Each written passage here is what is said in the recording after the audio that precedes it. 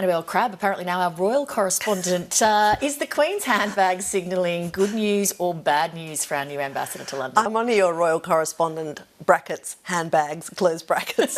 Look, it's all good news on the handbag front for George Brandis, which would bring some relief to him.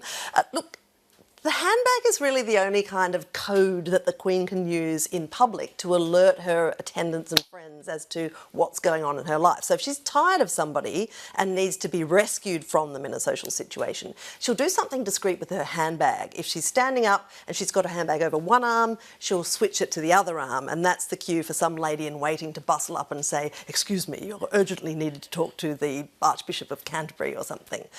In this circumstance, when George Brandis met the Queen in the audience room, the handbag was placed and remained on the seat, which is a good sign. It means I don't need rescuing. If it had been on the floor, that would be very, very bad. That means get me out of here, stat. And if it is put on the table, that means I'll give this person another 5 minutes and then get me out of here. Okay, so relations between the UK and Australia remain on an even keel. They seem okay. This is very good to know. The handbag isn't the only part of the Queen's personal attire which has sort of a bit of additional code and detail to it that's interesting. Well, look, the women's attire around the world can be used as a diplomatic code, and look, the Queen is kind of well known for her outfits. She actually wears quite violently coloured outfits at times, startlingly so. I mean, at the recent royal wedding, there was a very eye-catching acid green number that almost demanded the donning of sunglasses.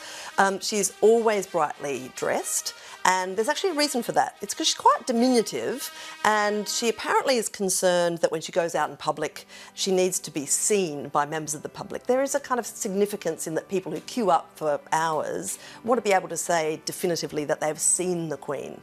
So she wears a crazy colour so that they can absolutely make her out, even if they're 10 rows back in the crowd, which is quite a public service, really, given that some of the outfits are a bit... And also the former US Secretary of State, Madeleine Albright, used to use her brooches. Yeah, so how did that work? Well, I think it started off when she was having some sort of quite robust diplomatic exchanges with Iraq, and she was described in a Baghdad newspaper as being a terrible serpent. And so she thought, I've got a brooch in the shape of a snake, so I'll put that on when I'm next meeting Saddam Hussein or whatever. And that's what she did, and it went from there. So she tended in difficult negotiations that were sort of going sideways. She'd wear a crab brooch. If she was feeling happy, she'd wear a sort of flowery, daffodilly sort of a brooch. And so I'm wondering what you're perhaps flagging with the sea anemone or whatever it is that you're wearing on your lapel. Mate, if you can't read that, you're in trouble. Annabel Crabb, thank you very much. It's my very great pleasure.